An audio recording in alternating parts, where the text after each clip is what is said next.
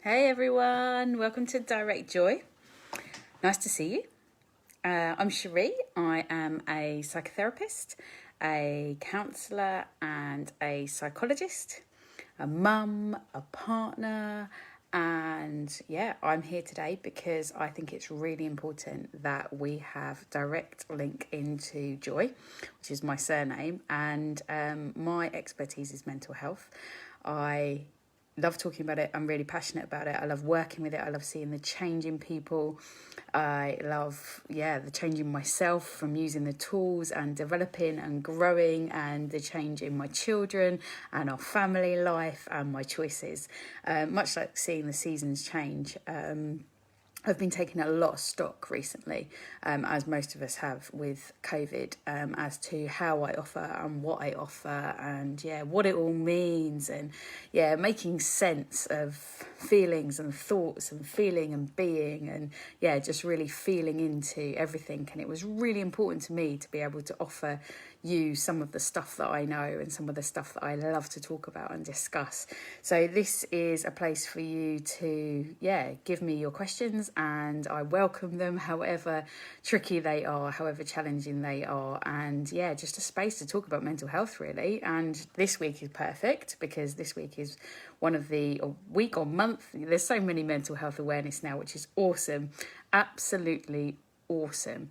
And I thought it was really important to think about stigma, because there is still so much stigma around mental health. And don't get me wrong, we're not in a place now where there are asylums and people are sent away. We can visit, and we can visit ourselves, and get the best of what's on offer from mental health services in the community, privately, within hospital settings. There is much more awareness and a lot less stigma around mental health, but it does still exist. Especially in our culture, especially in our society, there is a lot of stigma and there is a lot of shame associated with mental health. And I really wanted to bring that to light today and start a discussion around it.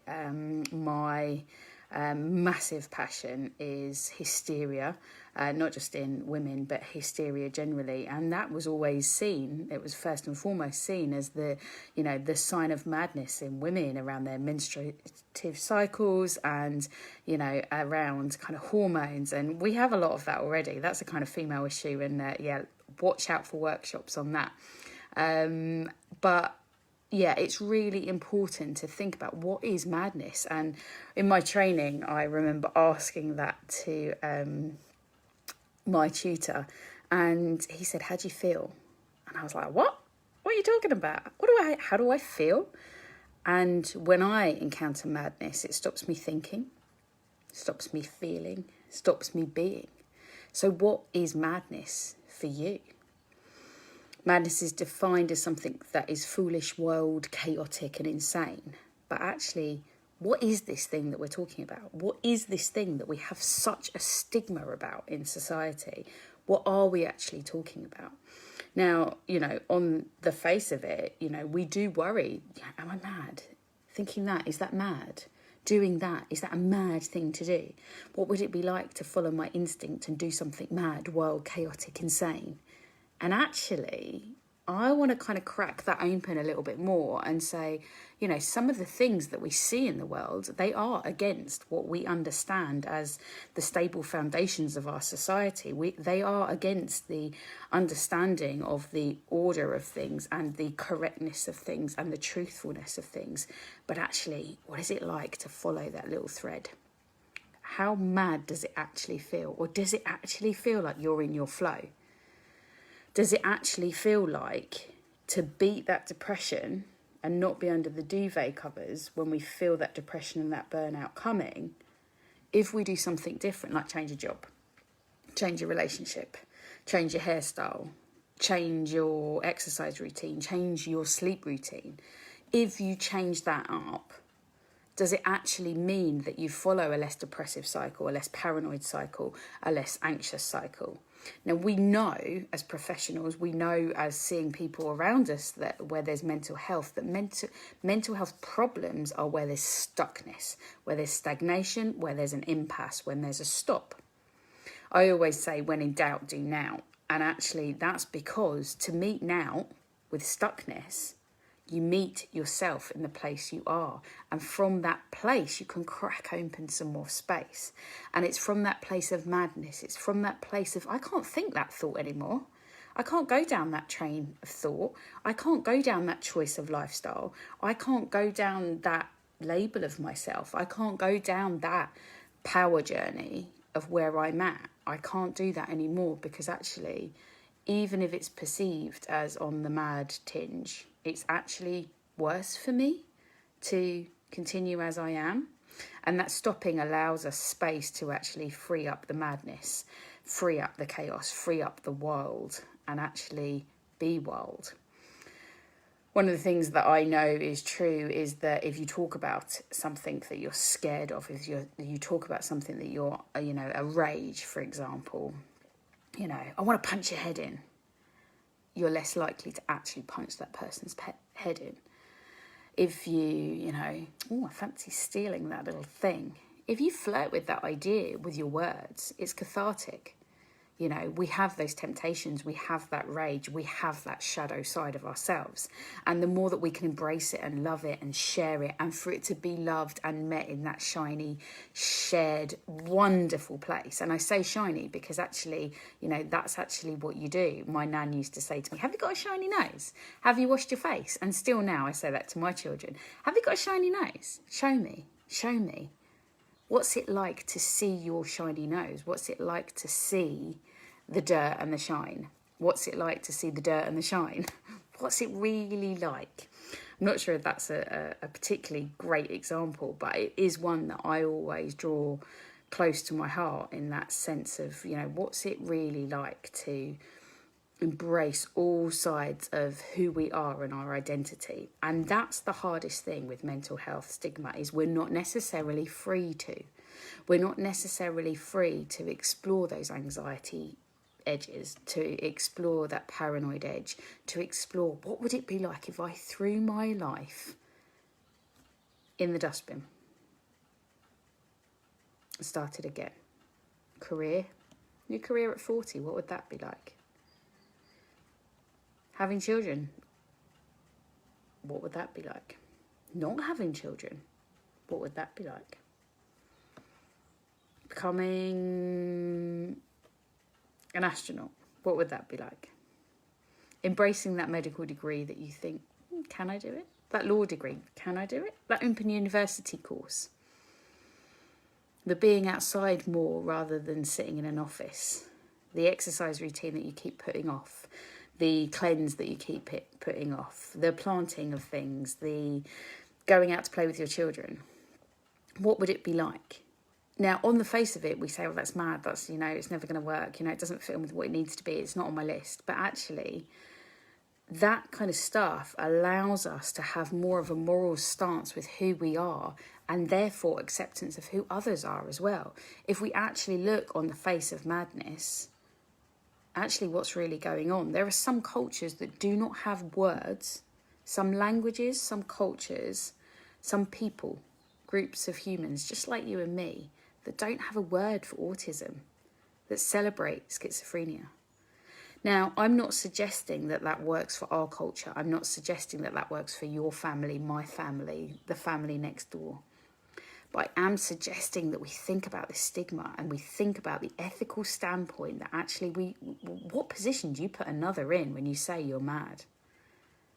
And how do you feel if you actually say, yeah, do you know what? I've got mad areas of my life. I've got mad areas of my heart. I've got mad areas of my thinking. I've got mad areas of my past. Oh boy, have I got mad areas of my past.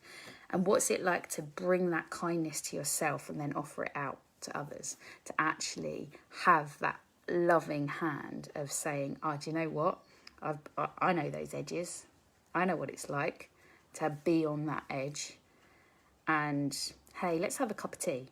And you can tell me about some of those intrusive thoughts. You can tell me about some of those times where you thought, I'd just like to do that to myself, to another. Yeah, that feels tempting. Oh, yeah, there's that rage. What's it like? What's it like to have the autonomy to explore your own mental health? What's it like? What's that like to really feel that? People find that in different areas of their practice. So be it going outside and connecting with the world, be it prayer and connection to God, source, divine, whatever word you choose to use, whatever feels right for you. Meditation, silent space, retreat. What's it like for you to explore that part of you where you can connect in with you, connect in with nature? I did a course on ecotherapy last week, which is why we didn't have direct joy. And it really helped me to connect in, to feel, really feel what's going on for me and my connection with how I work two passions in my life, the eco side and the therapy side. And there'll be more of that to come. But what's it like not to exclude? Because that's what mental health stigma does. It excludes. And, that's what we tend to do in areas of our life. There's work, there's play, there's family. But actually, what's it like to have that wild, chaotic, innocent exploration of putting it all together? What's it like not to have walls in that way? We have so many straight edges, don't we? We just redid our lawn. And it's like, okay, we'll have it like this. This will be our lawn. And actually what we've ended up with is these great swirls and patterns around the edges as the borders. And it feels so much better. It feels so much more joy-filled. And just how can you have those edges of wildness of what you like? And I'm not saying, that that's the best lawn for you. But what's it like? Do you need these straight edges? And is that what helps you? Is that what helps your river to flow, is to have straight edges? And that's cool if it is. But what's it like if you wind them a little bit? What's it like? Is it really foolish? And the darker side, when the illness side, is when we stop functioning in society, when it goes so far that actually we're poorly. Just like, you can sprain your ankle, but you can still continue to walk on that sprained ankle. It will take a while to heal, but you still continue to walk on that sprained ankle. We all have so you can have a sprained ankle and you can still walk on it. Whereas if you've broken that ankle, it's going to need to be in plaster and it's going to need healing and it's going to need physio and it's going to need work. And that's the same. If you continue with mental health, if you continue to sprain that ankle, eventually it's just going to give way and be weak. It's going to hurt. And it's going to need a lot more love and a lot more time and a lot more TLC, tender love and care. And that's the same with mental health. If you've got a paranoia, if you've got an anxiety, if you've got a sadness, if you've got a rage, all of which are feelings of human beings, right? That's normal, natural for all of us. And we embrace all of them. But if some of them come out of kilter, if some of them come out of alignment, if some of them get too much, too little, that's when it's just like the sprained ankle. You just create it's an opening. It's a space where it can be too much rage, too overwhelming, and that's about coming alongside them, coming alongside that person in your life. So what can you do if someone in your life, has these struggles and doesn't have this freedom? I would say offer them some space, offer them some time. Because that space and that time, that cup of tea, that sitting with them, even if it's just in silence, you don't need to have the right words, right? There are no right words. It's about coming alongside them and it's about saying, do you know what? I love you and I accept you and I don't judge you for any of this stuff that's going on. And if you do feel that you're having a judgment or a freak out, then you go to someone else. And that's where we start the story. That's where we have the conversations that are difficult to have. That's where we go to the deepest places to share those stories, to really understand who we are as human beings and to accept that we all have an emotional and mental and physical and spiritual self that needs embracing and loving, that tender loving care.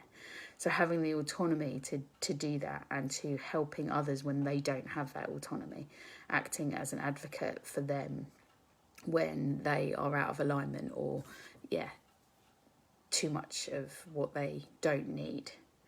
But stigmatizing, excluding, labeling, depowering, I'm not sure that's where we need to be. So that kind of, is a bit deep for mental health awareness, but I think it's really, really important, and I think it's something we can embrace in all of our day-to-day lives, because like I say, we're all human and coming alongside, and it might be the people that you live with, it might be the people that are WhatsApping you that you're finding annoying, and it might be the oversharers, it might be the undersharers, it might be the people in the playground, it might be the person serving you, but we are all feeling beings, selves, and yeah. So if you want to hear more from me, tune in every Tuesday, Direct Joy. I want to hear your questions. I want to hear your discussion pieces. I want to hear what this has brought up for you. I want to hear if you disagree. I want to hear if you agree. So the more that we can talk about it, on social media, off social media, I don't mind. I'm open to all the conversations.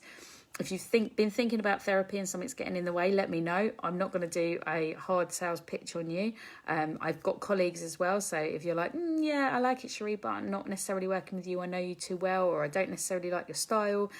Let's open up the conversation. This is not a sales pitch. This is a free Direct Joy to start bringing direct joy, literally, from mental health and emotional well-being into our lives. So thank you everybody who's been in touch. Keep it coming, and I love to hear from you. I hope that you are all having a wonderful day. The sun is shining here. I've got my summer white top on and I'm absolutely loving it. So yeah, just stay tuned, and I look forward to seeing